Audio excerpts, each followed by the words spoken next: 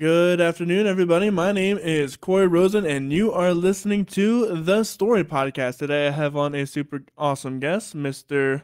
Bailey Appleby, Hey. also known as Lucid Ruby. Yes. Energetic structure, belting vocals, and unique percussion, indie blues rock artist Lucid Ruby has a full melodious tone. Lucid Ruby is an independent project by singer-songwriter Bailey Appleby out of central Pennsylvania and has been performing since 2018. Lucid Ruby has released Capable, a 5-song EP, a soft release of Shadows on Soundcloud in 2021, and Lucid Ruby's most popular single, Bless, in 2022. How are you doing today? I'm good. And you? I'm doing pretty well. I'm excited to get to talk about all the things because you have a lot of mystery in this bio. Yeah, I suppose you're right. I didn't really go into too much detail with everything. And that's great. I appreciate that. So let's get started with it then. Where did music start for you? Where did you get the bug? What hit you? What albums? What music? Oh, yeah. So originally, I remember being really young. I can't, before kindergarten even, I was very young and I wanted to play violin really bad. I don't know why. I'll never forget saying that we drove by Zinn's in Chambersburg, a music shop that no longer exists, and I saw the violin in the window, and I wanted to play violin, and I was told that I couldn't. That was the end of the story. And for a long time after that, I just didn't play music. But then I got into listening to a lot of Eminem, and then one day I discovered rock and started listening to like Green Day and everything, and was singing in my room, and I was told like, don't do that no more. I didn't grow up in a music family. So then whenever me and my cousin, we both started playing guitar at 12. That's where it all started. We started playing guitar and I started listening to Dave Matthews Band. And my cousin was older than me and he started playing guitar. So naturally I had to play guitar because my cousin couldn't be cooler than me. Of course, it was right. a rivalry. Yes. So, and then we played the guitar together every weekend, all the time. We'd show each other what we had learned and pushed each other to get better and better.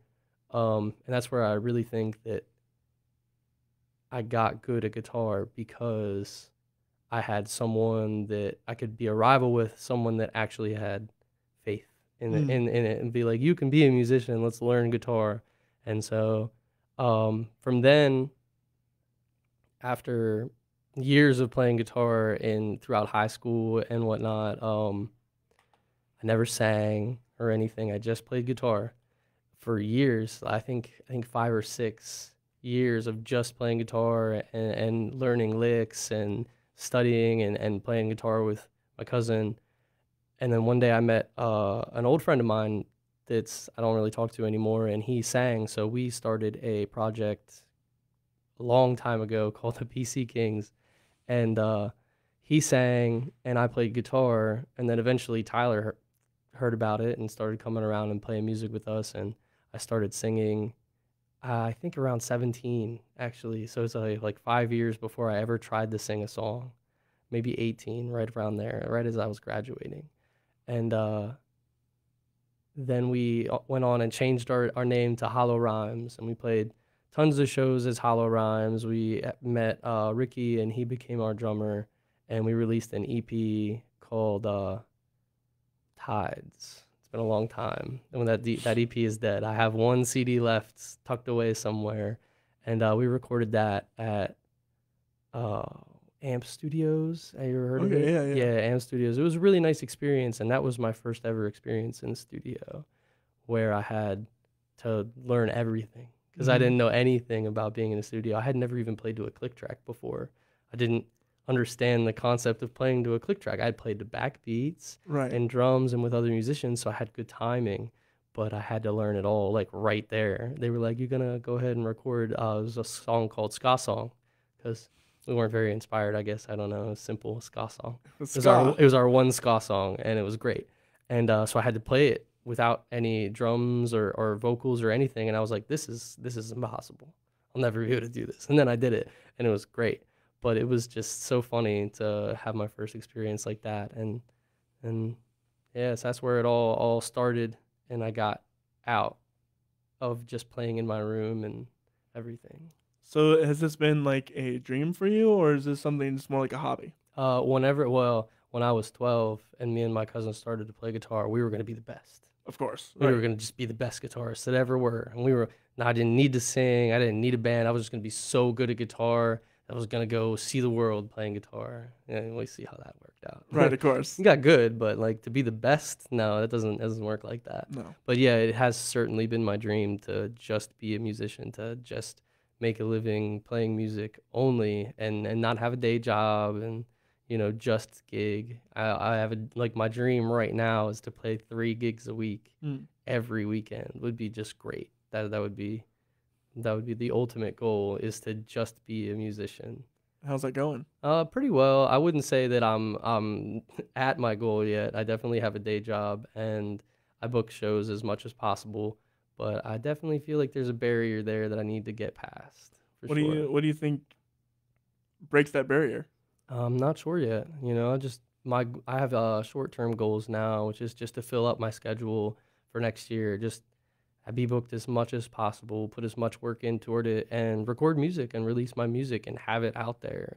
And, learn more about the music industry and just how to make connections and build a community around Lucid Ruby. And I want to play music with other people as much as possible, and I just want to be a musician. So we did mention your other past bands, but why break off and do Lucid Ruby? Well, after Hollow Rhymes had a terrible, terrible blowout, and we were no longer a band anymore, I had no outlet, and I realized that if I were to just join another band and that band were to fall apart, I would have no outlet either.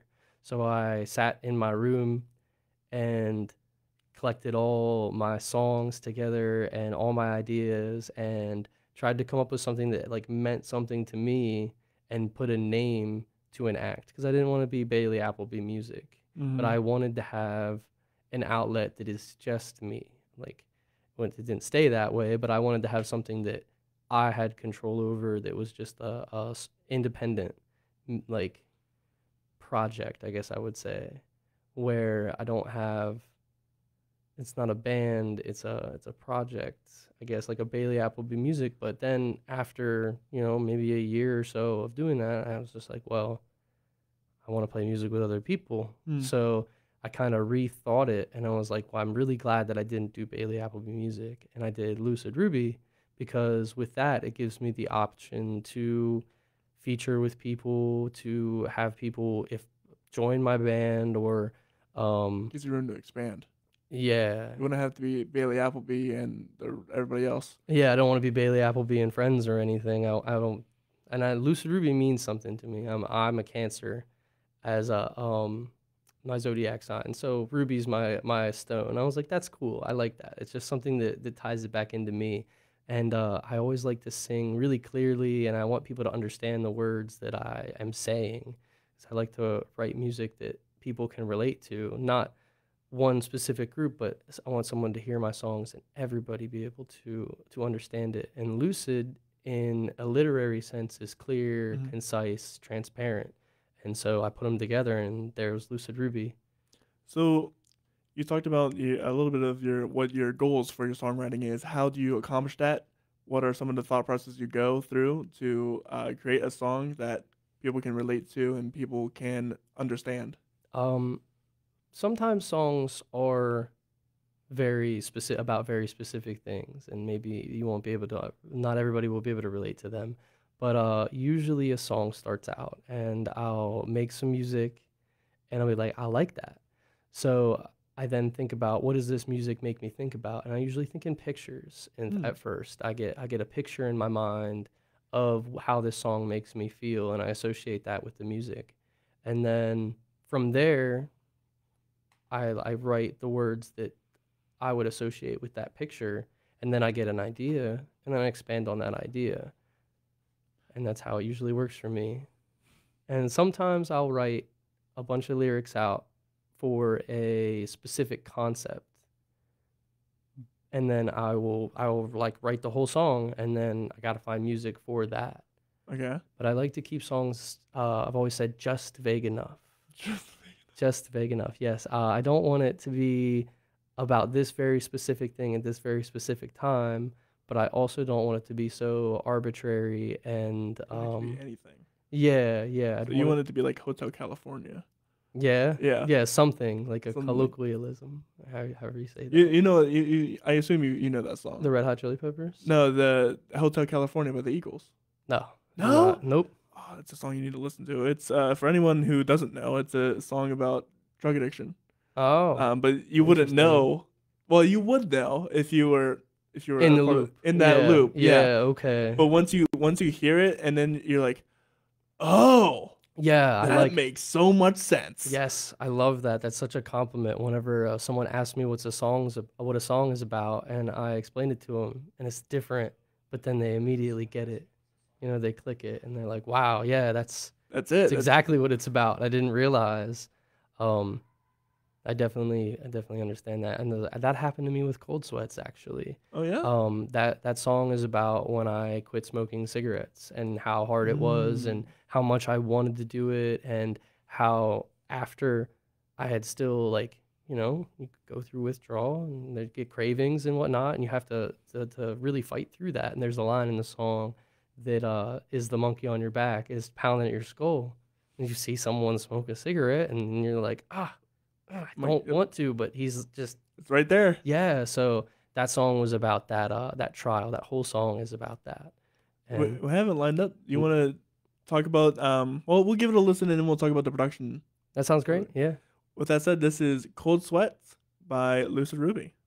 All right, we got it this time. 100%. 100%. This is why we didn't delete the first one. Yeah, all right.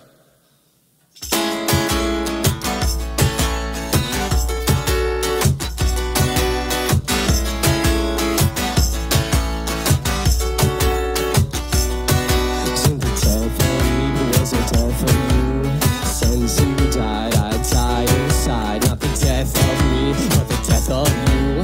And since you died, we all died too. Not the death of me, but the death of you. And since you died, I died inside. Not the death of me, but the death of you. And since you died, we all died too. The pieces fell to the floor and they shattered on your back. No amount of glue can ever get them back. So now they're gone forever in a sea of nothing, because one filthy habit, just one filthy habit. Now you sound like Timmy Reynolds, but you did it on purpose. Your airways are fine, but your lungs have my sign. So I guess it's my fault, I guess to kill you. I guess it's my fault, I guess to kill you. Cause you're sitting there sweating, coming down from the drug, standing there wishing you had a dose of good luck. Feel the pain in your spine, you're going through withdrawal. Let the chill consume you, goosebumps will cover your body. Have you had enough? Is the finally over, or was it not too rough? Cause that's what you told her, and that's what you told her, and that's what you told her. How long can you hold out? How long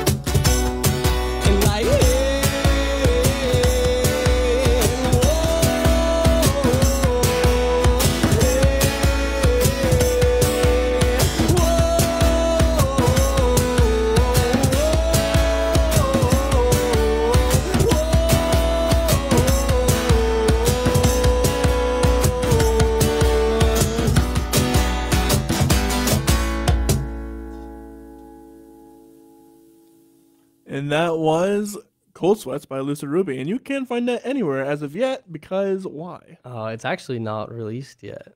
I have that and 2 other songs in an EP that I'm working on the cover art for, like, right now. I just did a couple edits on it this morning, actually, and it's gonna be my live EP out of Dark Side Audio. So kudos to Keegan for working on that with me. I really appreciate it. He's great. He really is just, he knows exactly how to do everything, and he knows how to, like, listen to what I would say and then execute it exactly how I asked him to. And I'm just like, how do you know? Turns out he's been a guitarist for years, in If Not For Me. So when I tell him I'm looking for this thing, he's like, oh, this is exactly what he's looking for.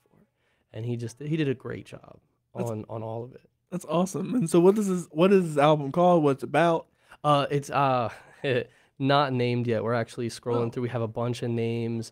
With this album being about, like, overcoming substance and trying to be something that people can listen to help them, get past that and maybe work through addiction in ways. Like Cold Sweats is about how I was able to stop smoking cigarettes. So I want to be able to help other people with that in this album. And also it's fun to release music. I really like it. So yeah. And then we don't really have a name for it just yet. How many other songs are there? Are there any other songs correlate to any other addictions, or? There's 2 other songs, and the other 2 songs aren't necessarily about overcoming them, because I only have one story of overcoming it, and then that's the one. The other one, Lucy, actually was on the old EP at Hollow Rhymes, but it's just so much better now because years of experience, and I got to write some more lines to it and whatnot. And that one's about, it's really just a story song about someone that sells drugs and takes advantage of people through that. And then they meet a girl named Lucy that, takes them on this, like, I wouldn't say adventure, but they meet them and they get enamored with them, and then they're the victim as well, And then the third song is kind of about coping with everything, through getting out of substance and everything. So it's really interesting you meant because there's a Elton John song called Lucy in the Sky of Diamonds. Yeah, I feel like I got inspiration from that, but the funny part is I at the time of writing Lucy, I don't think I had actually heard the song. I just knew about the song. That's the funny part about it, because, like, everyone associates Lucy with Lucy in the Sky with Diamonds. Right. Like, I can sing it now. I don't think I've ever listened to it from start to finish. I've heard it on the radio. I know I have, but I don't think I've, like, typed it in and listened to it. So what is there a timeline for this? Is there a release date yet, or is it still? This is very early in the process, it sounds like. Yeah. So whenever I recorded it with Bless. Like, we went into the studio and I recorded everything for Bless at home. And then we went in, we had extra time, so we played this live. This isn't like a production. We plugged in, they put a microphone in front of me, and we recorded it and played it. There's no editing really on this except for, like, a slight mix. And so we're kind of just getting it all consolidated. And once it's ready and everything's ready to release, I'll advertise it a bit, talk about it, and then I'll upload it on DistroKid, and it'll be just, like, from then, that's where the timeline will start, which is usually about 2 weeks is what I try to give myself that much time to advertise it. And usually that's how long it takes to hit stores. But I uploaded Bless, and it hit the very next day. And I was like, that's weird. So definitely going to upload that, I don't know, at least like January, the early January. I'd like to have it ready to go before the next year, but you never know. Creativity is something that you have to let grow. So it's like creativity and passion. Yes, for sure, and motivation. Yeah, and I want it all to be right. I'm motivated for sure. I got the passion for it. I want to do it really bad, and I just have some other things that I want to make sure it's all perfect. And I got to get second opinions, always. So sometimes I have to wait for people to get back to me, and I go and proceed with the edits and what I want to do, and then they're like, well, maybe not that, and backtrack now. So no timeline yet, but it's coming, and then I'll make more posts and advertise more about it when we get closer to. Also, is it just you, or there was another person on that? Oh, that It was Keegan? my buddy Brant. No, okay. Keegan was the guy, the one producing it and recording and everything. He was in Lucid Ruby for a while. I would kind of say that he just is and is not at the same time. If I ever need someone to drum, I know I can call him, pay him for a gig. If I ever need someone to drum for me, he's my guy. Yeah. He's my guy. And he's started his own project now, and I've started playing cello, so I'm kind of playing. I just go learning his songs because it sounds nice, you know. And we're friends, so we both play music, and that's what's really important. So Do you play any other instruments besides guitar and cello now? Or- I'd say guitar is my main, Right. like the one that I'm the most technically skilled. I can sit down and play it with anybody. I'm getting there with cello. I made it my mission to get really good at cello. But I've played piano in the past. I'd say I'm at least intermediate at piano. I can like chords and songs. Really, I don't do lead. I can play mandolin really well. I can play the bass because I can play guitar. You know, so I have a play couple guitar, play instruments. bass. But I would really, if someone were to ask me what instruments do I play, I'd say guitar and cello. Now, Why cello? I don't know. A long time ago, when I was in Hollow Rhymes, I bought a cello for $45 from someone. I was just like, I'll never get another opportunity. And it sat there and collected dust. And this year, January 1st, we were at a New Year's party, and we got home at like 7 o'clock in the morning. And we were like, well, we're just going to stay up now. And I was just like, I'm going to play some cello just to fool around and tomfoolery. So I started playing. I was like, well, actually, for playing the cello like a handful of times in my whole life, I'm not bad.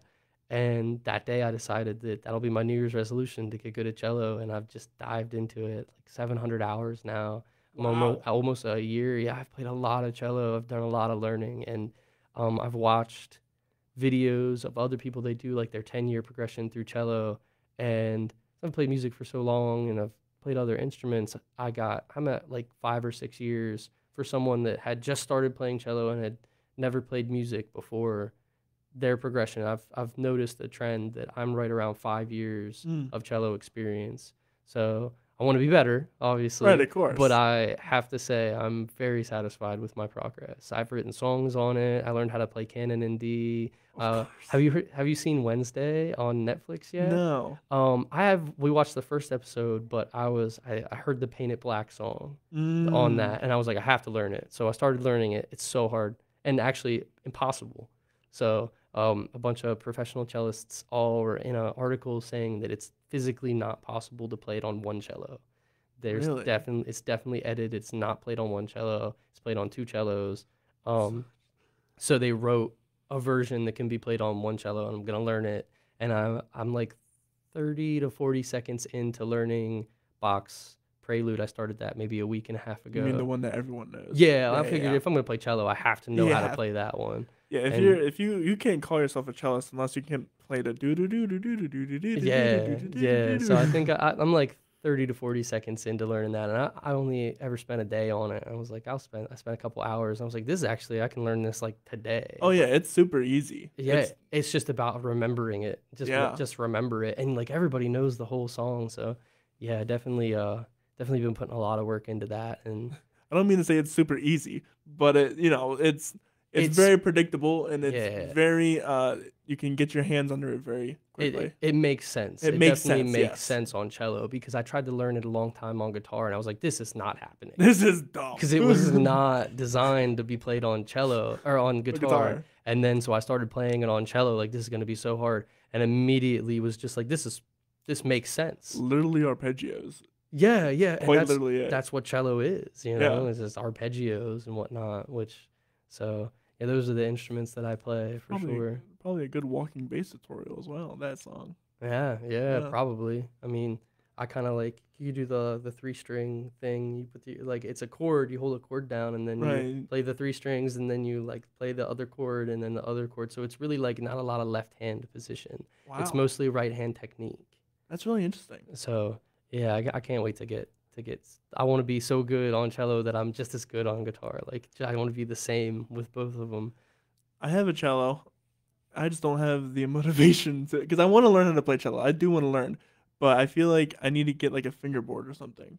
I actually got pieces of tape, and what I did is I put Oh. a snark on top, and I hit the notes and be like, oh, well, this is a C, a B, an A, like, and I put Mhm. them all in the little pieces of tape on the side for the frets. Right, But there's right, no right. frets, Of course. and that really helped me out in the beginning. And now I kind of just don't want to take them off. I feel like I could play without them, but I'm at the point now where I really like them. They're convenient. If I'm off just a little bit, I can hear it. And if I look over, I'm just like, oh, You can see it. yeah. It just makes my life so much easier. One day I'll take them off and I'll see how I play. But at 1 year, I'm gonna stick with them for now. So, you said you've written songs on cello. How does that work? I play. Have you ever heard of Rashad Eggleston? Mm-mm. So he is an amazing cellist. He plays like rhythm on cello, and since I'm a guitarist at first and a cellist second, I play rhythm. So I figured out before I found the resources that I have now on cello. I figured out how to play the chords. Like I know music theory, so I wrote down all the notes of the fretboard, and then I picked out the shapes. Like this is how you do a minor chord, and this is how you do a major chord, and I play the chords, and I don't bow them long. You do like the ricochet bowing, and you play rhythms. There's the one. It's like a down, up, down, chop, up, and it's like a dum dum dum dum dum. Oh, okay. Yeah. And then so you have like that, and then I played cello with Rashad for like an hour, and I was like really still rusty. I think I was at like 7 months then when I played cello with him, maybe actually more than that. And after playing for him with an hour, he said, "This is what you need to learn," in his interesting way. And after that, like 1 hour, and him telling me go try this, I went from like here to here so fast because like I did what he asked me to do, and I watched a couple of his videos online, and it really did make it so much easier. Everything just clicked. And then I was just like rhythm. But originally when I would write, the first song that I wrote like plucking, like a guitarist would, like, just a nice little finger pick pattern. And then now that I'm good enough on the bow, I just bow the finger picking pattern and sing, and then that's how I wrote that song. So yeah, it is really interesting. I wish I would have brought it. I would have showed you. I didn't know you played cello. That's awesome. Well, I don't. Well, okay. Yeah, right. I'm learning. I want to learn. Because I'm a music composer. I don't know if I told you that before, and I have a lot of instruments at home. I've got a trumpet, I got a trombone, I've got a clarinet, a flute, I got a harp. No, not a harpsichord. Auto harp. That's what they're called. An auto harp. Yeah, you know what auto harp is? It's Never like heard it's of like it. the stringed instrument where they have keys. So it's like a harp, but you have these keys you can press down that'll make it into a G or a C chord, and it dampens the ones that aren't a part of that chord, and so the only ones that play are the So ones you can in that strum chord. all of them. So it's kind of like an accordion, but with a harp. 'Cause Yeah, That's cool. That's really interesting. I'll have to look into that. yeah, it's a really good folky Appalachia kind Yeah, of instrument. that's the good stuff right Yeah, there. exactly. Yeah. And I have an accordion as well. Oh, nice. And violins, the cello, and I want to play them all, but The time and dedication. time and dedication. I have a really nice violin, and I don't play it. I Right, don't play it exactly. at all, and it's just such a nice violin. I bought it for $20 from a kid that was like, I need $20, and I'll tell you my violin. I'm like, "Oh, why not? Right, You right. know, can't pass that up." And then so I took it to a violin shop, and they like appraised it at like $1,000. I was like, this is a great. Yeah, it was handmade in like the 1900s, like right before World War I, when everyone was ripping. Wow. Yeah, they were all ripping off Stradivarius violins. So every violin that says Stradivarius is just a replica ripoff that was made with his techniques, but they're still very good violins. And so I Wow. just have it. It's made in Germany. Like the little bow has Germany on it, and it's a German company. And never bothered to learn how to play it. That's so interesting. 5-year-old me would be so upset. Right, right. Yeah, yeah. It's like, this is their moment. Yeah. They're wasting it. So back to the music you have now. You said Bless. What is the story behind that? Bless has my favorite story out of all of my songs. I went to Bless the Woods. It was a festival, like a music festival. That's where I got the name. So I went to Bless the Woods, which was one of the handful of fests that I had went to back then, and it was right after Hollow Rhymes had its big blowout.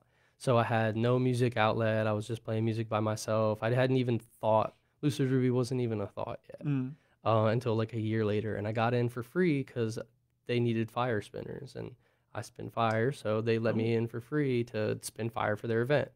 And they could only play music until 10 because the neighboring community just said that all music stops at 10. Right. No electronic music. So the musicians were having none of it, and they had a big fire pit behind the stage. And all the musicians went back there, and they made this big fire, and I was the first musician there because like I didn't play music at the festival yet. Like I wasn't able to do that. I wasn't ready for that. So I went there and had all this like pent up want to play, and I just played my little heart out as much as I could, you know, for songs until more and more people came, and then eventually it became more of a jam where other people would play, and we would all play together, and it was a really great experience. And so we were jamming this one thing. This guy came out and he had an electric guitar, which I was like, what are you gonna do with that at a campfire? But he had this little amp in his pocket that like clipped onto it clipped onto his pocket, and I was like, oh, that's so cool. And then his buddy came out with a trumpet, and then he was like, hey man, I'm gonna play this this blues riff, and then the trumpet has some music to it. And I was like, cool. So they started playing, and it was awesome. So I was like, well, where I fit in as an acoustic guitarist is I should play a chord progression. So I wrote a chord progression right there, really simple, just something that I wanted all 3 chords to sound good. So I did that, and we jammed it for like 20 minutes. People all started singing, and there was other guitarists that were like looked at my guitar and learned how to play the chords that I had come up with. And then there was some cajon players, and then there was this guy with a stick and a string. And like a washed up bass. A washed up bass, and he just played that on a stump. And I was like, that is the coolest thing. So I knew that I wasn't smart enough to remember all the lyrics right off the bat. Right. But I was smart enough to pull out my phone and record it. Good. Good man. So I had written the whole first part of the song, the first verse, I had written right there on the spot after the chorus had been made. Somebody screamed out part of the chorus, and then I like sang it back to him, and then it evolved into the Life is Just a Moment chorus part. And then so they would sing it and I would sing it back, and then they would sing it and I would sing it back, and then that's how that came about. And I recorded it the next morning. I listened to it, and so I had a verse and part of a chorus, and I went home and I wrote another verse, and I got the chorus down, and it was like that for like 2 years. And I had never written anything more to it except for some time that I had forgot. I came home from work and I was like recording music on my home studio, and I played Bless, and I wrote this whole other part to Bless that I totally forgot existed. And it was like 6 months after recording it, and then I sat there and was like, oh my God, this is great. And then I consolidated all the song, and I had a whole song, but it wasn't like clean yet. You know what I mean? It was still rough. And I had played it for another year or so, and met the amazing friend group that I have now, and started playing music with them. And they liked Bless, so I played Bless more. And then Brant learned how to play drums to Bless, and it evolved into what it is now. And it ended up being just my best song, for sure. With that said, this is Bless by Lucid Ruby.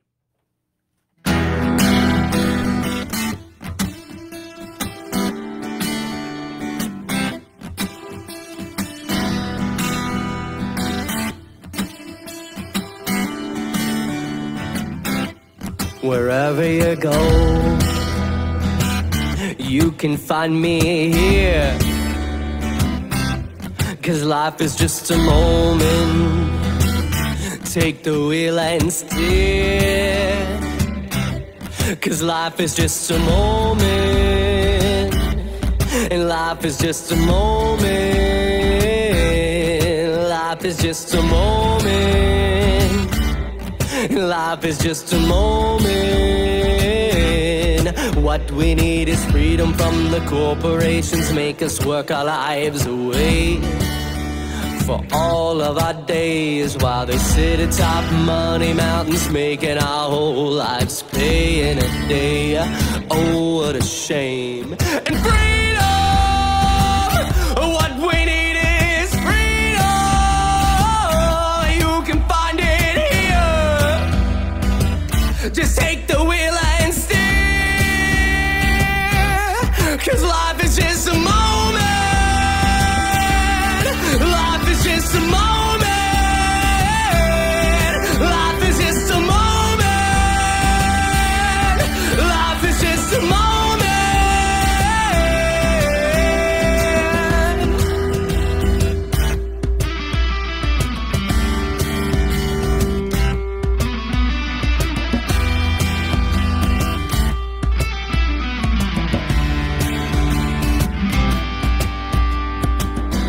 Always happy when it rains, but right now the sky is crying so they can keep their money back. How do we stop the dying? And all I want in the world, unite together and fight for peace. That's all I want in the world.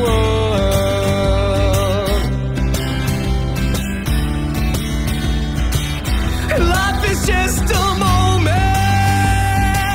Yeah, we're working hard for the change. Life is just a moment. Yeah, we're breaking free from the chains. And what we need is freedom. Yeah, we're working hard for the change. For the change. For the change, for the change. 'Cause life is just a moment. Life is just a moment. Life is just a moment. Life is just a moment.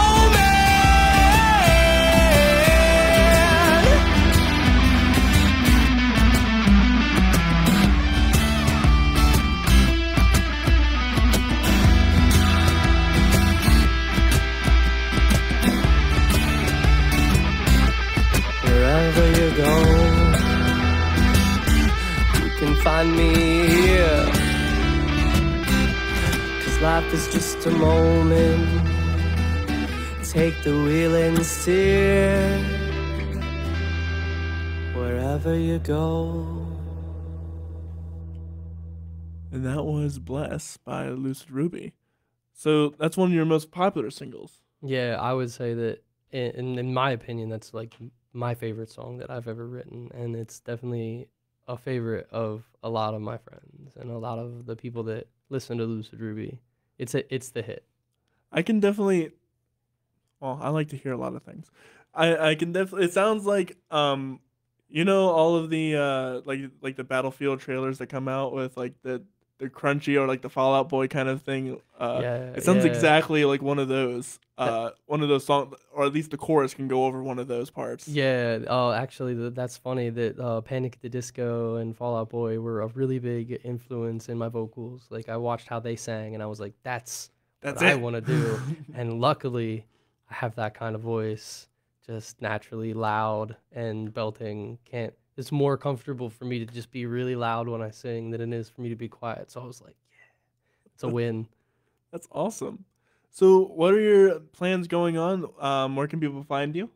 I have Facebook. I got a website. I don't have a domain on the website yet, though. But if you get a business card, there's a QR code that takes you right there and whatnot. I have Instagram. I'm on all streaming platforms. I use DistroKid that distributes it all over the place. I don't know if I'm on Pandora.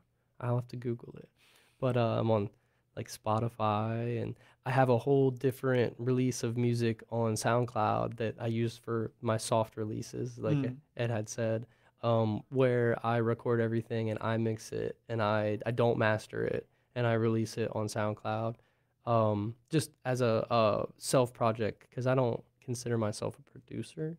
I'm a musician. I usually pay other people to produce, but I'll record music and that's where I'll release it. Or like if I get a hold of some recordings from a live set, that's where I release it as a soft release to just see how it goes over. And then so you can find me on all social media platforms except Twitter and um, all online stores, like all streaming platforms. That's awesome. Yeah, be sure to check him out. We have a lot of his links in the description below as well. We're gonna get into a time of just asking general questions. So if you have any of those to ask Bailey, please be sure to leave them in the comments and we'll get around to it. The first question I got for you is what is one of the funniest or worst times or things that ever happened to you during a gig? Funniest or worst? I have way more worst than I do funny, so I guess I'm gonna go with one of those. The absolute worst experience that I ever had at a show, and everybody that knows me and is watching knows exactly what I'm about to talk about, is we were at a venue for privacy. Yeah, right. We were at a venue, and someone that was part of the show got a little wasted, a lot of wasted, and there was almost a fight that broke out.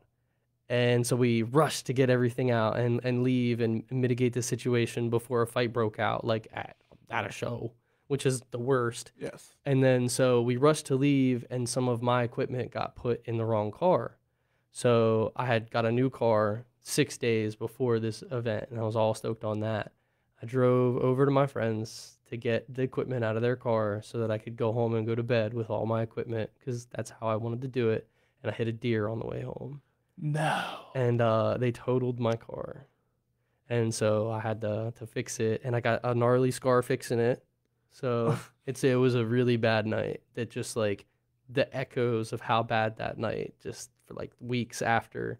And then so I had to replace the bumper on it and replace the light on it and replace a couple pieces on it by going to the junkyard and doing it myself. Oh, wow. Because it was totaled. They wanted to total it, and they gave me money for it. So I used the money to go get the parts and fix the car, and now it's a salvage car. I got it out in the parking lot.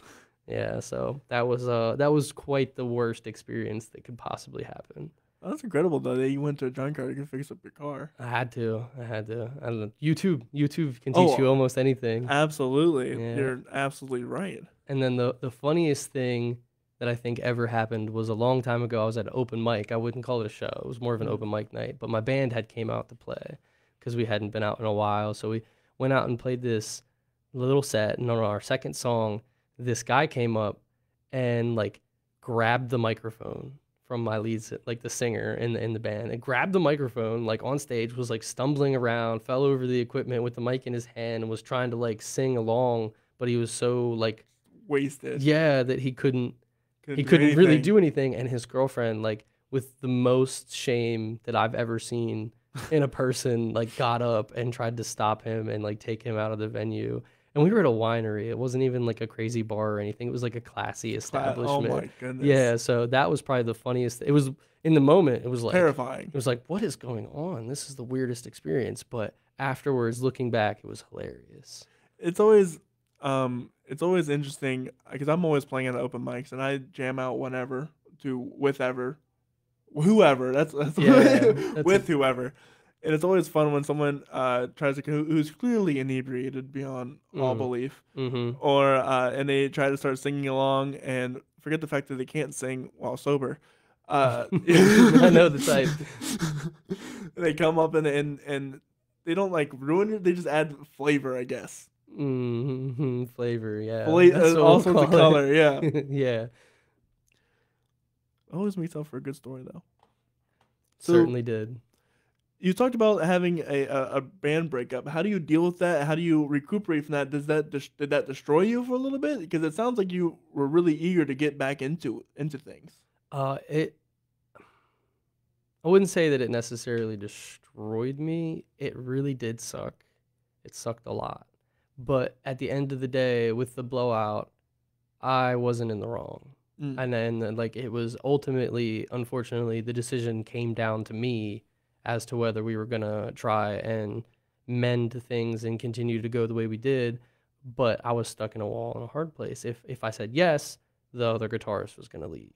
Right. And then if I Regardless. said, and then the guy who like caused the blowout would stay. If I said no, we lost our lead singer. So I just was like complete dissolve, and I had started singing by then. So it didn't really crush me because we were going to try and hold on to Hollow Rhymes and continue to make it a band without him. And I guess I just wasn't strong enough to hold the threads together.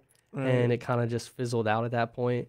And it really was like a period in time where I didn't play live, but I wrote a lot of music, and I became a painter for a while. I reclused myself, and it was unfortunate, but I had a support group around me at the time, and I learned how to spray paint, make spray paint art, and wrote a lot of songs. And by the time that I had vested myself and recovered from that, I was just ready to play music. So Sweet. So let's talk about how do you balance your job versus your music playing?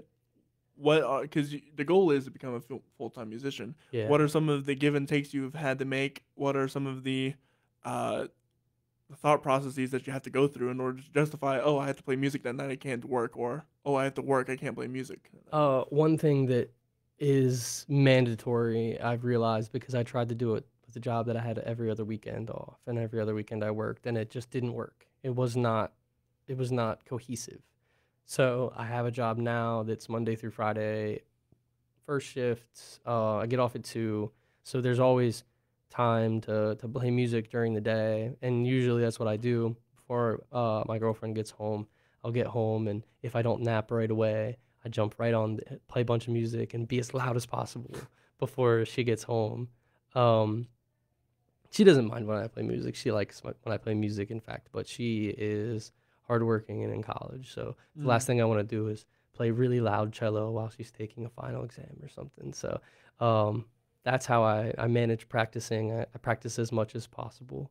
And with gigging and everything, since I work first shift, I can do gigs comfortably Friday and Saturday night, and I get sick time and I get vacation, and that's what would usually use my sick time or vacation for, because I usually just go into work, even if I don't really call off. So that's kind of something that can keep in my back pocket. If I have a show in the morning on Friday, it's like, well, I'll use that time and I'll be able to get off. So I have a lot of leniency there. It makes it easier to manage. That's good. So what's one of the best pieces of advice anyone's ever given you One of the best pieces of advice anyone's ever given me. in terms of music? You talked about having, was it Rashad? That was definitely one of the times when it came to actually playing music, and he had told me, because I was doing like a down and up bows, and he was like, just do all down bows at first until you're really good at just down bows, and then do it with just up bows. And by the time that I had gotten good at that, I realized that it just gave me so much more freedom to be able to make rhythms on cello, and just my bowing technique just got way better just by him telling me that, aside from all the other stuff that he had told me about, like doing these extra chords and like bow technique and how to sit and whatnot, just and like things that he didn't even tell me. Just watching him play also made me better. But I was gonna say that can be applied to any other instruments, whether it's guitar. Just learn your yeah, but some of the best advice I've ever had usually doesn't even pertain to just music. It actually pertains to the business side of things. When I got someone to tell me how to book shows, which I wish I would have known way sooner, was how to send out emails, like good emails, and how cold to emails. yeah, how to do that. So that having someone show me that and find, like, doing the research, it wasn't from a person I know. It was from YouTube and articles and whatnot, and I'm still not very good at it. So It's a lot. And actually, I'll give a shout out to Stage Rush. I don't know if you've ever heard of Stage Rush. No, I have not. It's a local Lancaster company that takes out the middleman of you trying to figure out who to email for a venue, for example, because every venue has their booking agent, right? Mm-hmm. And sometimes it's really hard to find that booking agent and then find that email. Stage Rush, and I'm not sponsored by them or anything. I just think they have a really great product. They take out that middleman and can just directly message the venue directly on Stage Rush. So you have your profile with all your music and all your accomplishments, accolades, whatever, uh, profile pictures, whatever, and you can just send an offer to whatever venue like Tell Us 360 or Zootropolis or Fetish is also on there. Oh, that sounds awesome. Yeah, and actually Tell Us only does their booking through Stage Rush now. So Really? yeah, I'll have to do exactly. that. I played a birthday set for this guy that I met at Rocky Knob Folky Fest. He really liked my music. He asked me to play for, well, his wife asked me to play for his birthday, but I went and hung out at his house for the after party, and his brother is a bartender there. He's like, you need to get into Tellus 360. Drop my name, send him an email, do blah, blah, blah. He was been drinking a little bit, so he was a little excited. Right. But yeah, so I never actually got around to contacting Tellus 360 because they don't have an email. Exactly. They just don't. They don't. And that's why I think this the Stage Rush is such a good place, because not only is it for like musicians like yourself to make a profile, but it's like for entertainers in general. Yeah. And you can apply to venues and even private citizens. Random people could just book you, and you can set all your prices and everything. And it's, by the way, this is free, by the way. Private events. Oh, it's free. Yeah, it's free to use. I'll definitely download it. That sounds like an awesome resource for me. That's why I'm really pushing it, because it's you can use it for free. Yeah, I really appreciate that. Thank you. Yeah, and that goes for any other artist out there, because you can set up your own pricing. Like, oh, if I can play 1 hour for $100, you can have that as an option, or 2 hours for whatever. Yeah, whatever that's awesome. you choose. Yeah. People like to see that. Businesses like to see that right away. Exactly. What they want is to know what the investment is and what they're getting out of the investment. And so I can't push Stage Rush more, because I really do enjoy their product. But back to you. Okay. You have your album in the future. What's after that for you? I'm definitely booking a lot for next year. I've been sending out hundreds of emails, not even exaggerating. I'm sending out so many emails. And so I have a one festival set up already so far, and there's a bunch of festivals in the scene that I'm trying to get into. That's my main goal. Like, I like bar gigs and I like normal show gigs and whatnot, but festivals are really where it's at and where it's the most fun for me. And so I just want to play as many shows as I can. I want to fill up my schedule for 2023 as much as possible, and I want to continue to write music, and just like I am now, release more songs. I have enough songs that I could release a song for every month for years. For years. I have like 200 songs. If I really went back and relearned some of the songs that I wrote when I was younger and maybe worked through them, because I say I have 200 songs, but I'd say I have like 60 originals that I regularly play out. Like they stay in my my list. But then there's all the other songs that I have kind of were projects or mostly finished, and I'm just not satisfied with them. If a song is 2 minutes and 30 seconds, it's good, but 30 more seconds, spend an hour on it. Right. So I have a lot of releasing and recording to do. Well, make sure you follow him on all of his platforms that he has. He is on Facebook. Are you on Instagram as well? Yeah. SoundCloud at Lucid Ruby. SoundCloud at Lucid Ruby. Yeah. All those links will be in the description. Where are you playing out next? I'm actually playing with Wayward Giants. They asked me to play lead guitar for them. I'm playing at Waldo's in Gettysburg on the 16th, next weekend. Nice. So it's actually something really new for me, because I've never joined another band. I've always been the creator, the founder of projects, whatnot. The director. I wouldn't say the director, but like when four people get together and they're like, this is what we're going to do together, versus an established band. Right. And now I've been listening to their music all the time, and I learned a bunch of their music, and I went and practiced with them once, and it was great. We sounded awesome, and it was so fun, because I only have an acoustic. I only play acoustic, but I play lead on my acoustic. It sounds just like an electric. And they were like, "Well, play this electric." And they put electric in my hand, and I was like, "This is great. It's like butter."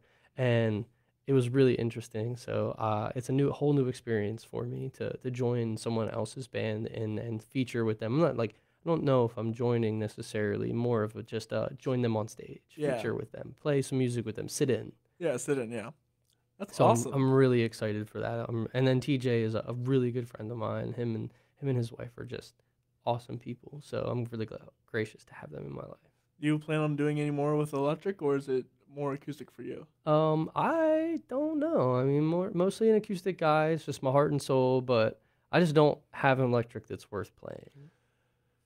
That's fair. Yeah, like if I like my electric is at best, and then my acoustic is just so good that What's the point? yeah, No, I get it. like I could go to a metal show and plug my acoustic in and sound better than if I plugged my electric in. So I just don't even use it. It's been collecting dust. I don't think I've played it since I bought it. That's another thing. Tone and Yeah, quality. quality is everything when it comes to an electric guitar. And that one just isn't it. So You're right. I don't really play it very much. Well, if you have enjoyed this episode, please do be sure to like, subscribe, share, and sorry, that's all 3 of them. Like, subscribe, share with all your friends. I just lost my train of thought for a second. We are the Story Podcast. My name is Corey Rosen. Please be sure to tune in for our upcoming shows. We have tomorrow John Garcia from the Hopeless Romantics coming on. And we have this Thursday Dijuan Rosado from the Dem Collective, also known as Spoken Music. He's a great spoken word poetry artist from around here. And then this Friday, we have Stephen Courtney, a guy who has made his living off of writing children's songs. In fact, he has 5 songs on Sesame Street. Word? That's awesome. Word, yeah. What? Like, for real. On Sesame Street. On Sesame Street. 5 songs that he has written for Sesame Street. Isn't that cool. incredible? Yeah. And one of them's called like S for School. So like that's what he did. He wrote it for that. That's and awesome. yeah, and being S for School has to be played like a ton of times. Oh yeah, he definitely is getting royalties off that. What a successful business venture. Like right. That was such a good decision for him. So be sure to stay tuned for that. With all that said, I hope you guys have a wonderful rest of your day, and we'll see you guys later. Bye.